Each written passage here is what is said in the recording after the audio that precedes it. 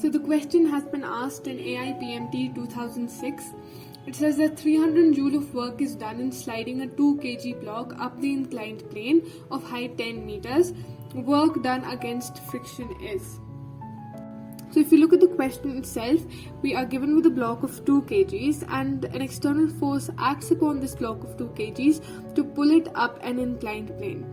And the work done by this force in pulling up this 2 kg block up the inclined plane is given to us, and it is 300 joules. Now, we have to find that the work done by this force against friction is. Now, using work energy theorem, what we get is that the work done by all of the forces in a system, be they conservative forces or non-conservative forces, all of that is going to be equal to the change in kinetic energy brought upon by those forces. Now, if you look at this block itself, it is acted upon by 3 major forces. The first one is the force of gravity that's going to act vertically downwards.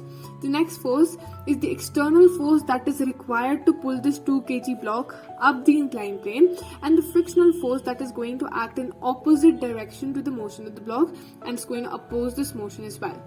Now we have 300 joules, which is the work done by this very external force in pulling the block up. We have the work done by gravity, which is basically the force of gravity, mg, into the displacement that is h meters above the ground.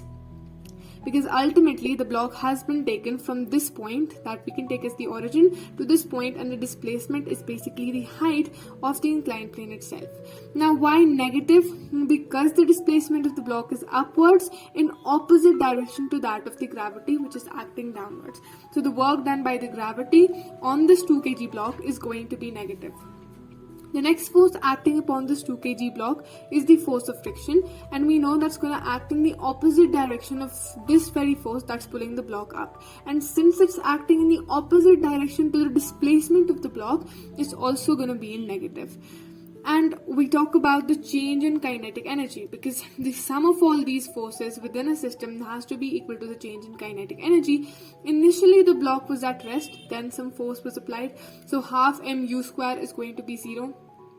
And finally, when the block has reached its topmost position on the inclined plane, it's going to come to rest because no external force is going to act on it then. So half mv square is going to be 0. So the change in kinetic energy is going to be 0. Now, the force of friction is going to be equal to 300 minus mgh, or the work done by gravity. Mass of the block is given to us, that is 2 kg. The height of the inclined plane is given to us 10 meters. It's said that we have the height of the inclined plane is 10 meters. So 2 into 10 into 10, because that 10 is the acceleration due to gravity.